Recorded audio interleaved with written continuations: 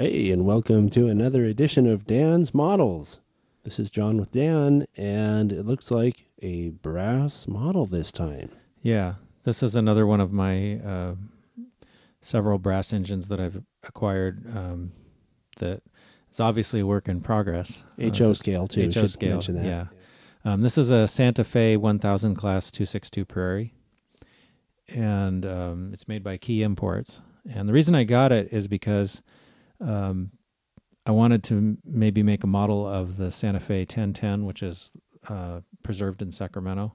Oh, okay. Another one you've seen, right? Well, I don't know that I've actually seen the real 1010 in person because I think they've got it hidden away somewhere. I'm not sure exactly where it is right now, but it's up there somewhere. But this model is, well, it's actually surprisingly too. It's been surprisingly hard to find photos of the real 1010, even though it's preserved. As far as I've been able to tell, this model is pretty close. Yeah. It's supposed to be, but I mean, steam engines weren't all exactly the same, even within a class. So, you know, I'm sure there may be some minor details that might be need to change or something. But I have a question. I know the answer to this question, but I'm going to ask it in case somebody's watching who's new to trains or new to model trains. And it's something that I used to wonder, but having been exposed to this stuff longer now, I know the answer, which is, and the question is, why brass? Why would someone build a model in brass?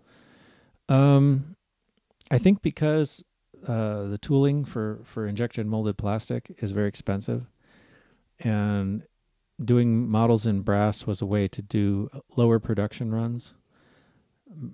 Especially back in the day, they could, you know, do a production run of a couple hundred models or something like that, and still, I guess, make it profitable. Yeah, and they're so expensive is the other thing. Yeah, well, a lot of them they're pretty much hand built. I think a lot of them, Yeah. and so I mean it's a different process altogether. But I think that's part of the reason they did it. The other neat thing about brass that I've always noticed when I see them is just how detailed they are. I mean, look at this thing. All the piping on the side and just everything about it. When you make stuff in brass, you can make smaller parts, too, that look right. It's even got little, tiny conduits and wires, done in brass running on the top here, and like the bell pull cord and the line to the whistle. And it's just pretty detailed. This engine is actually quite a project because it's in kind of rough shape mechanically. It doesn't actually operate.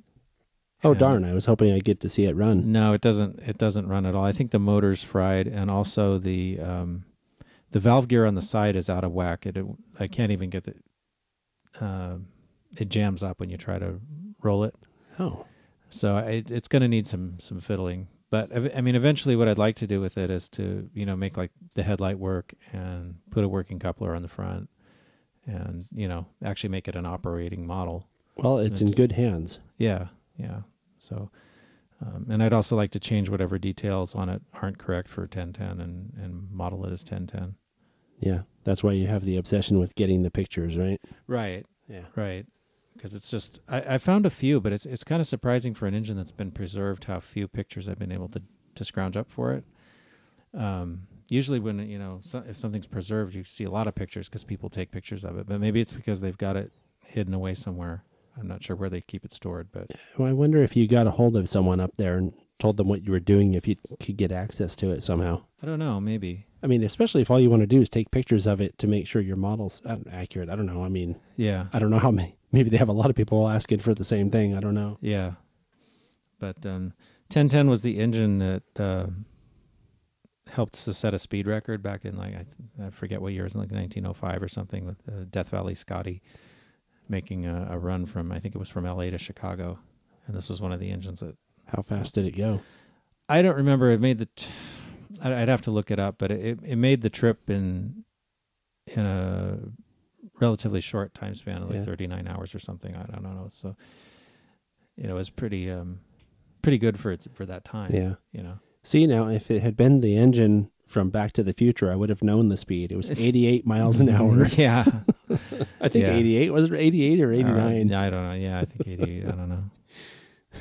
But anyway. Yeah, pushing a DeLorean in front of it. Yeah, right. No, this isn't that. I'm not 100% sure because, like I said, I haven't gotten a lot of photos. But one of the things that looks like one of the major details I might have to correct is the length of this oil bunker on top of the tender, because I think on the 1010 at least this is shorter for some reason.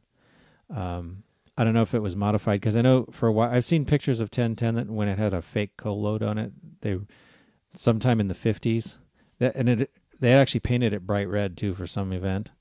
The whole engine would look really silly. That sounds kind of lame. Yeah, and they put a fake coal load on top of the oil bunker. Okay. For whatever reason, I don't know. But I've seen some other engines in this class that have a tender that looks just exactly like this.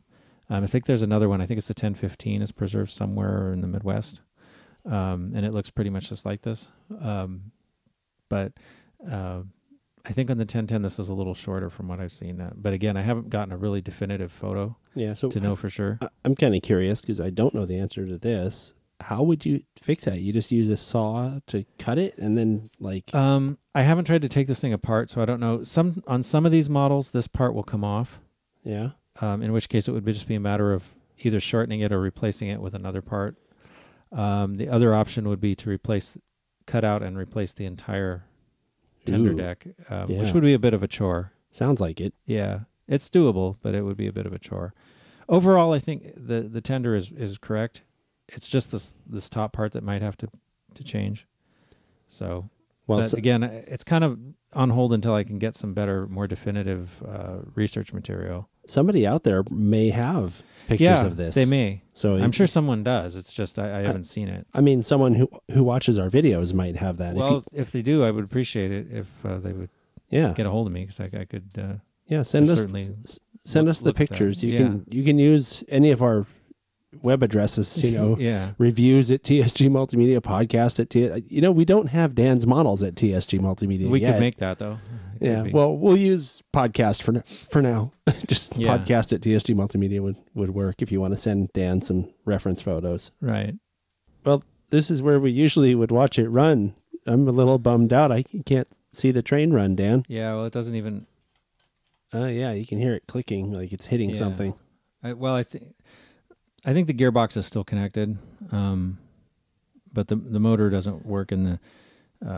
Also, there's some kind of a bind with some of this valve gear on the side. Yeah, it's something about it is out of adjustment, so that when the wheels try to rotate, it something hits and it prevents it from spinning. So it's going to require some fiddling to get it to operate again, which would of course be the first priority. Yeah, get it running. And then this sounds like the details. Yeah, it sounds like one of those things where you find yourself on a weekend, a very rare weekend, where you have nothing else to do. You're like, I think I'll take apart that brass engine and see what's wrong with it. Yeah, right. So it probably is going to have a new motor, and God knows what. Probably going to have a lot of a lot of stuff. Yeah. But so it looks cool though. Yeah, I think I've had 2 brass engines on Dan's models now, and neither of them have been operable. Yeah. I do actually have some other ones that do work. The other one ran really well, pushed really well. Pushed really well, yeah. That one just needs a motor. And some antlers. Yeah. That was the Robert Dollar number 3. Yeah. This one needs, I'm not sure yet what it needs, but it needs something, obviously.